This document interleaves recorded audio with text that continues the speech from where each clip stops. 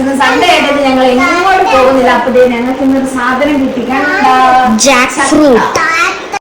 അങ്ങനെ അപ്പുറത്തെ വീട്ടിൽ പോയി നമ്മൾ കുറച്ച് വാഴയിലൊക്കെ വെട്ടിക്കൊണ്ട് വന്നിട്ടുണ്ട് കേട്ടോ.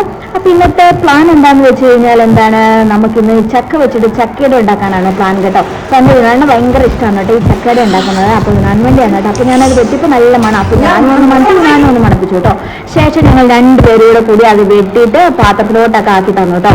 ഞാൻ വെട്ടിക്കൊണ്ടിരുന്നു കഴിഞ്ഞാൽ ഒരു നടക്കൊന്നും പോകില്ല. അപ്പൊ ഞാൻ വിനാനെ കൂടെ വിളിച്ചു. അങ്ങനെ ഞങ്ങൾ രണ്ടുപേരോട് കൂടി അത് എല്ലാം ഒരു പാത്രത്തിലോട്ടാക്കി കേട്ടോ. അങ്ങനെ ഞാൻ പിന്നെ അതിന്റെ കുരു അതെല്ലാം വേർതിരിച്ചു കേട്ടോ. അപ്പൊ മോൾ അവിടെ നിന്ന് എന്തൊക്കെയോ പറയുന്നുണ്ട്. അപ്പൊ അതൊക്കെ കേട്ട് ഞങ്ങള് വളരെ ചില്ല് ചെയ്ത് അതൊക്കെ അരിയാണ് കേട്ടോ. അപ്പൊ അറിഞ്ഞുകൊണ്ടിരുന്നപ്പോഴാണ് വിചാരിച്ചത്, അയ്യോ കത്തിര വെച്ച് വരുമ്പോൾ കയ്യറയുടെ ആവശ്യമില്ലല്ലോ എന്ന് പറഞ്ഞ് ഞാൻ ആ കയ്യറ അങ്ങോട്ട് മാറ്റിയിട്ടു കേട്ടോ.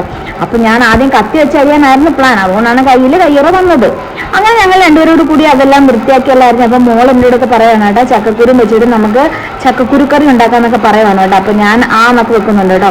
അങ്ങനെ ഞാൻ അത് നന്നായിട്ട് അതൊക്കെ അരിഞ്ഞു കേട്ടോ. അരിഞ്ഞതിന് ശേഷം ഞാൻ കുറച്ച് അതെടുത്തിട്ട് മിക്സിക്കകത്തിട്ട് ഒന്ന് ക്രഷ് ചെയ്തെടുത്തിട്ട്, അത് ഇച്ചിരി ഒന്ന് പഴുക്കാനുണ്ടായിരുന്നു. അപ്പൊ ഇങ്ങനെ ഭയങ്കര കട്ടി. അപ്പൊ ഒന്ന് ക്രഷ് ചെയ്തെടുത്തിട്ട് അപ്പൊ നന്നായിട്ട് കുഴക്കാനൊക്കെ പറ്റൂലോ.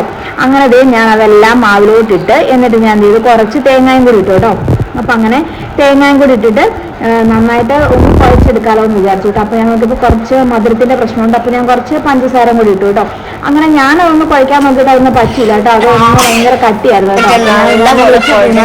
നന്നായിട്ട് അതൊക്കെ ഒന്ന് കുഴച്ചു തന്നു കേട്ടോ. അപ്പൊ ശേഷം ഞാനൊരു ഇല എടുത്തിട്ട് ആ ഇലയിലോട്ട് വളരെ നേരിയതായിട്ട് ഇങ്ങനെ പരത്തിയിട്ട് നമ്മുടെ ഇഡലി പാത്രത്തിനകത്തേക്ക് വെച്ചു കൊടുത്തു കേട്ടോ. അങ്ങനെ എല്ലാം നമ്മള് പരത്തി ഇഡലി പാത്രത്തിൽ വെച്ചു കൊടുത്ത് നന്നായിട്ട് മൂടി വെച്ചിട്ട് ആവിയിൽ വേവിച്ചെടുത്തു കേട്ടോ.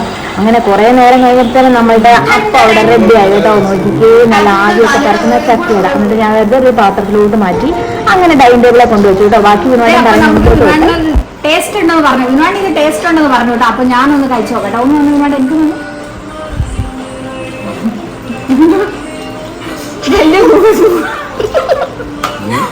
വലിയ ഗുഹയ്ക്കകത്തേക്ക് കയറിയുന്ന പോലെ ഗൈസ് എന്റെ എന്റെ വായിക്കകത്തേക്ക് കയറുന്നത്. റൊമാൻറ്റിക് ആയിട്ടൊക്കെ തരണം. ബ്രേക്ക്ഫാസ്റ്റ് ആണ് കേട്ടോ. സമയം എത്രയാണെന്ന് ആരും ചോദിക്കരുത്.